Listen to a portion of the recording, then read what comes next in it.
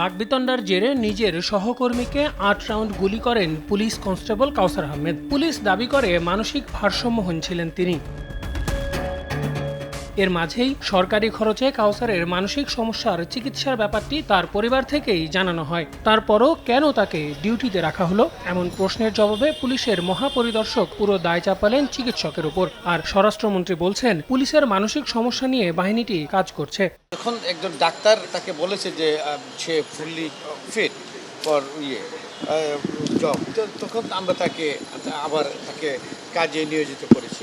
এরপরও আমার মনে হয় যে আমরা আরও তাদেরকে নিয়োজিত করার বিষয়ে আরও বেশি বোধহয় সতর্ক থাকবো। এই যে ঘটনা ঘটছে এইটার কারণ এবং এটা কিভাবে ভবিষ্যতে আমরা কিভাবে যাব সেইটা নিয়ে আমরা আমাদের আইজিপি সাহেব রিসার্চ করছেন। পুলিশের ট্রেনিংয়ের সময় এই মানসিক স্বাস্থ্য নিয়ে তাদেরকে বিস্তারিতভাবে কয়েকদিন তাদের পরামর্শ দেওয়া হয়, ট্রেনিং দেওয়া হয়।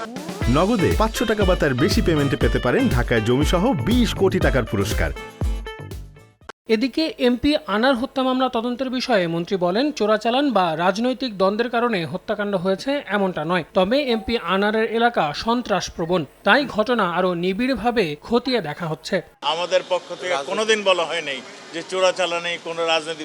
আমরা সবসময় বলে আসছি এমপি আমাদের ওই এলাকাটা একটা সন্ত্রাস কবল এলাকা, ওখানে কি হয়েছে সত্যিকারের ঘটনা সেটা আমাদের জানতে হবে।